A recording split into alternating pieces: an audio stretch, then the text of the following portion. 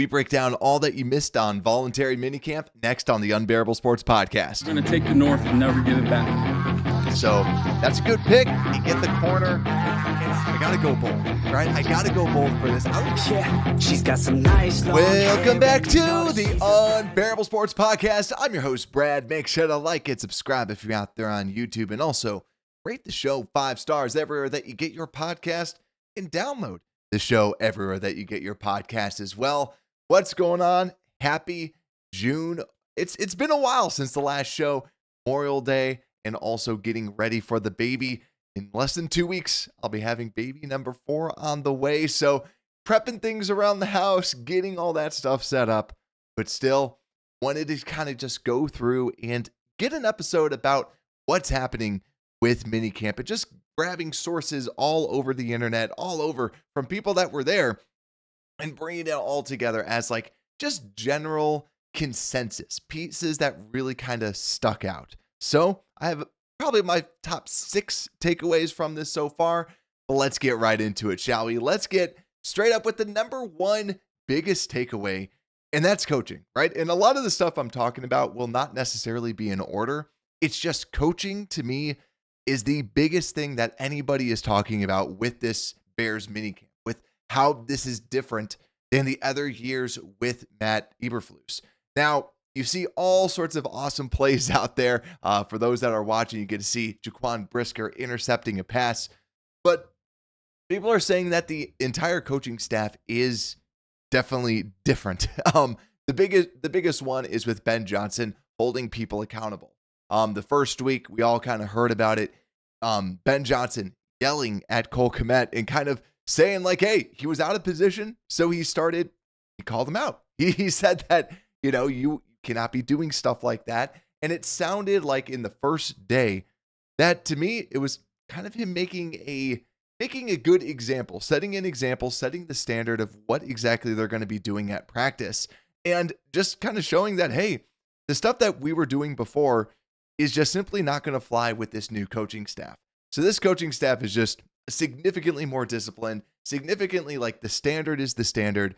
And you hear the players talk about that as well. The standard is truly the standard. It's what they want to do. And really, I think the big thing is when you hold people to this high standard, it's going to force them to stop kind of playing the loser mentality and like kind of half doing different things.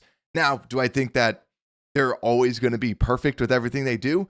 No, but this is how you get people to actually do the hits principle. You train them to not make mistakes, or if there is a mistake, you redo it over and over and over again.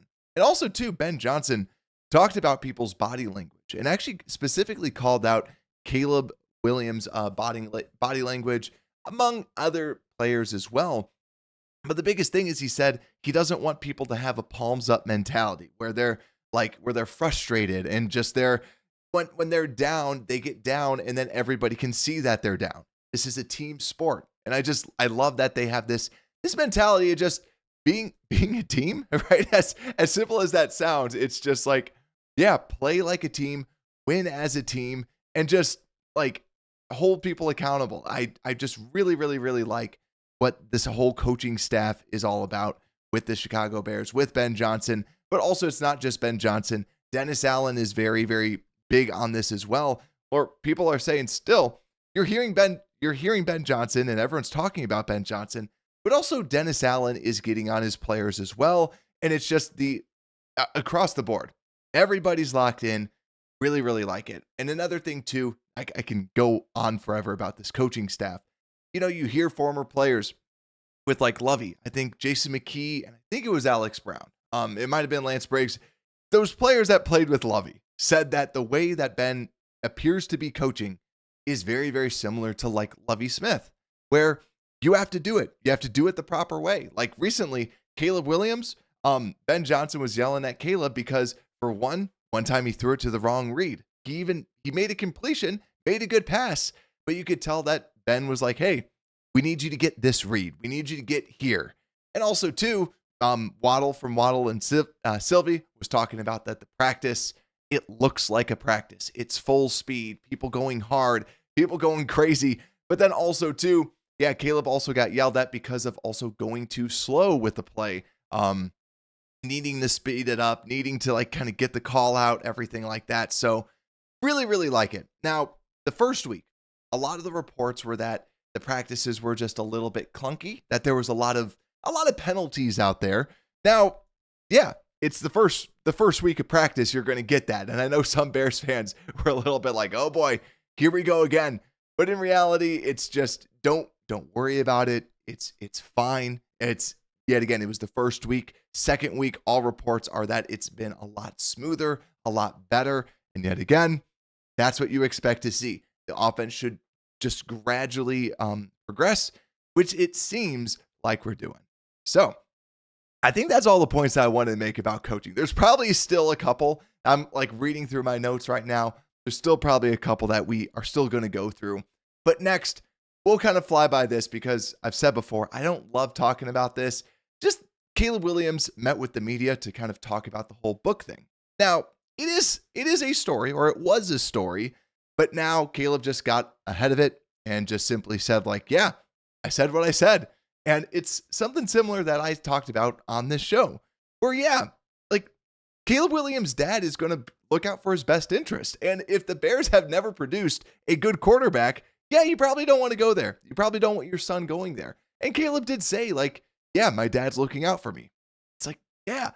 And so to me, it's the same piece of like, it's a story, but it shouldn't matter. And I think that's where I'm glad that Caleb got ahead of it. It seems like when the book comes out, like, because Caleb seemed a little bit caught off guard that information came out right there. But he just doubled down by saying, yeah, at the end of it, they talked about me after I met with Ryan Poles. I wanted to be here. So my thought is when this book comes out, I could definitely see this book talking more about the Caleb Williams situation. And my guess, because it's all about being a quarterback, I think part of it is they might just shed light that he didn't originally want to go to Chicago, then wants to take on the challenge of winning in Chicago, being victorious in Chicago. And I think there's definitely a lot of stuff that was left out that I think we're going to start to see when the book actually comes out, which is, I believe, the day after the Monday Night Football game. So we'll see what happens, but I'm just glad that I'm hoping now everything could just kind of move on. We could just move past it because, man, I just want to see some more highlights with Caleb Williams just throwing the ball. And I want to go to the next topic because one of the takeaways is Rome Odunze. And we heard Ben Johnson talk a lot about Rome Odunze actually in his interview. He was talking very, very highly of Rome Odunze. He really likes what he saw out of Rome Odunze and just very impressed with just his professional demeanor. And there's more and more coming out about people saying they really like how Rome just is very well prepared. And this is something that we saw on tape. And I don't have the exact stat that I shared online, but it's exactly like what we saw on tape. Rome got open. Rome was able to get open, just the ball was not going to him. Rome, I still feel very, very comfortable with them. Do I think he could be a superstar? Not going to go like that, but I think that Rome can be just a very good wide receiver for you and be a very good, he might even be the number one target just because what Caleb and him have. Because it all depends on who's going to get the most reads. And I just think that Rome has all the tricks. I still think DJ is going to be the true number one. But with Rome, it's just something that's good to hear. You just hear a lot of the hype kind of coming in with Rome Odunze potentially being someone that Caleb just really enjoys playing with, and someone that people just continue to kind of, he turns heads. The other news that I want to talk about with wide receivers as well, Luther Burden still has a soft tissue injury. Hopefully he can be back this week. But also too, Olamide Zaccheaus and Devin Duvernay, even though that Luther Burden's out, you still have Olamide Zaccheaus, where some people were like, listen, they're still very good playmakers. They're still very, very good receivers. And people liked what they saw out of those. I believe Clay Harbor was reporting on Olamide Zaccheaus a little bit on just, I think he said like originally that it was just like his route running was like a little bit like, okay, just okay. But when the ball's in their hands, you see the speed. You see these veteran receivers that can make something happen. But next, the other piece that I want to talk about is Azie Trapillo. Now, I don't have any film of Azie Trapillo playing out there, but I can just show a little bit more. Romaun Davis, we'll throw it out there as well on YouTube. But the thing that I want to talk about is this left tackle competition. Now, Ben Johnson doubled down, and he spoke about kind of something that I've been preaching, right? You don't move Darnell Wright to the left tackle spot.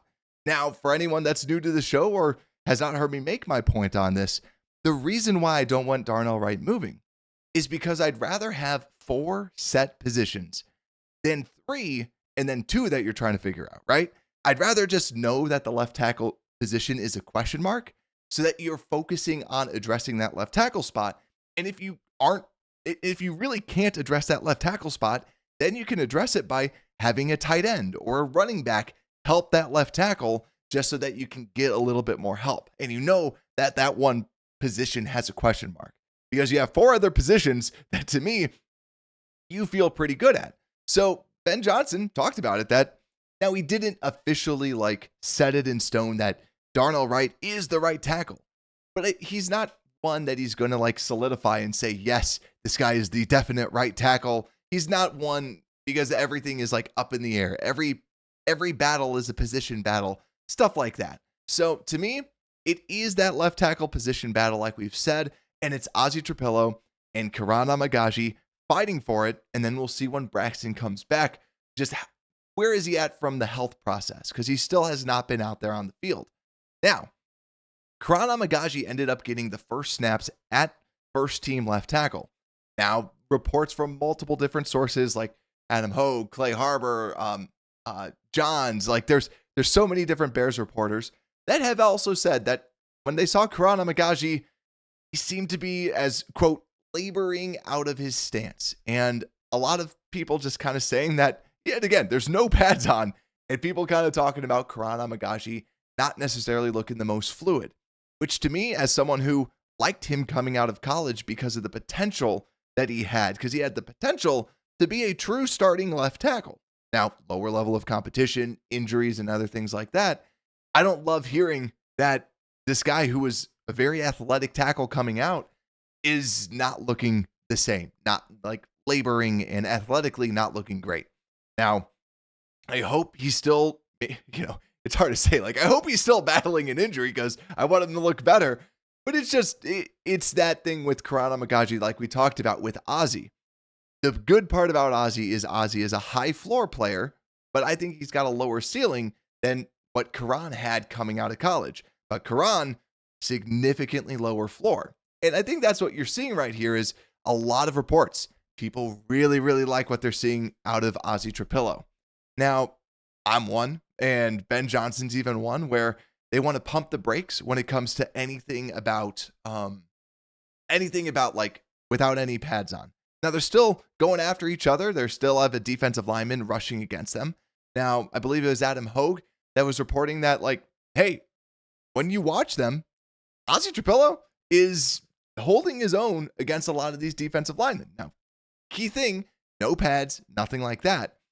But what I take away from this is in minicamp, now take this for what it's worth, last time that I've heard an offensive lineman get kind of this much hype, I don't think it's up to this level, but it's getting close there, was, ironically enough, Braxton Jones coming out, where Braxton Jones, people are like, listen, this left tackle, Braxton Jones, he's turning a lot of heads. A lot of people really, really liked him. And that's what we're hearing with Azie Trapillo, that he's looking very smooth. He's looking very good.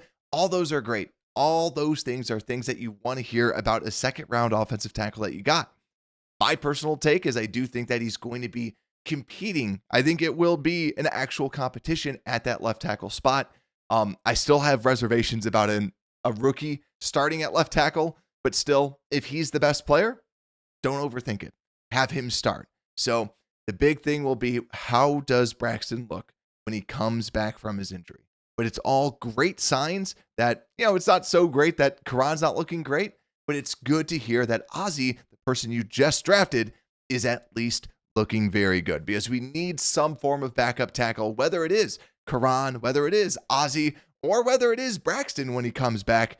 We just need some depth and some good offensive linemen. I'm a big fan of good offensive line play. So just keep an eye out for Azie. Seems like he's gaining a lot of momentum. And then next little piece out there too, we're going to talk about the linebackers, where we saw Tremaine Edmonds. I believe he intercepted a pass, but also tipped a pass that resulted in an interception as well. Now, the thing that I also really like about this too, that I want to call out, is the Sam linebacker competition. Like we said, there's going to be a competition at that linebacker number 3 spot.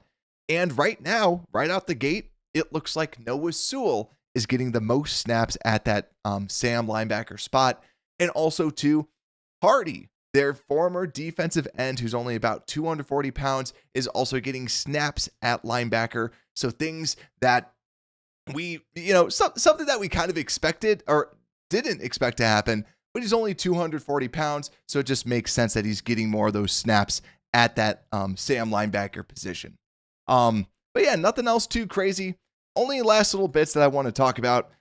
Even though that this isn't the backup quarterbacks throwing it, I still just want to show, actually, never mind. I won't show that one. It's loading a little bit slow. So we'll just get into our quarterbacks, backup quarterback competition, as some are calling it. Now, a couple little takeaways with our backup quarterbacks. For one, Case Keenum came out there and talked to the media, and dude looked old. And it is, because you see all these 20-something-year-olds, and then you see someone who's in their mid-30s. Yeah, they're going to look a little bit older, and he's older than your offensive coordinator. But Case Keenum, you really see the benefit. Now, this is something that the Bears used to have, where they would bring in like a veteran quarterback to then coach up the rookie. And that's what they're doing with Case Keenum. And people are still saying, they're like, Keenum can still play. But to me, it just feels like Case Keenum is going to be that coach. Now, that's what's great, because you have someone that can help him, because right now, offensive coordinators and coaches can only coach for so long. So there's like a limited number of hours that they can actually help their quarterbacks and help their players. So by having Case Keenum, you can kind of circumvent and go past that rule and get more coaching with your quarterbacks. The other thing too is that I know a lot of people are then saying, well, what happens with Tyson Bagent? Now, I just hear so many reports, whether it's Courtney Cronin or Lou Canellis, that they're like, listen, the Bears really, really like Tyson Bagent. They really like what they have at their backup quarterback spot. And Lou Canellis was a huge fan. He was like even saying that, like, hey, they really, really like this guy, just how he can throw. Now, he had a bad throw in practice that people were reporting on, but still, it's just a throw, and it's a practice throw. But just keeps on pushing that, hey, Tyson Bagent, good quarterback. Does he get extended? I think he's going to be a restricted free agent after this year. So that's why I feel like maybe they don't extend him, because you can attach that tenor. You can just kind of put a low sign on him, so that if anyone wants to sign him, you can then get a pretty big, since he'd be a restricted free agent, you can then get a draft pick for him. But besides that, just that's kind of my key takeaways. A lot of it just kind of going down with the left tackle, wide receivers looking good, and just overall just getting better, right? This is just mini camp. It's going to be different when they hit out with training camp and other things like that. But it's good to just kind of hear that defense, very, very fiery, very, very well coached. Now, I still have questions about this defensive line, because especially if Hardy isn't a defensive end, I really don't know what you're going to have at that defensive end spot. So still lots of questions there. Do I think that they trade for Trey Hendrickson? I still find that very doubtful. I think if anything, they would just go after a 1-year journeyman or do absolutely nothing. But overall, you know that we're going to keep you covered. So make sure to hit the like button, subscribe out there on YouTube. And with that, Unbearable Sports Podcast, we are out.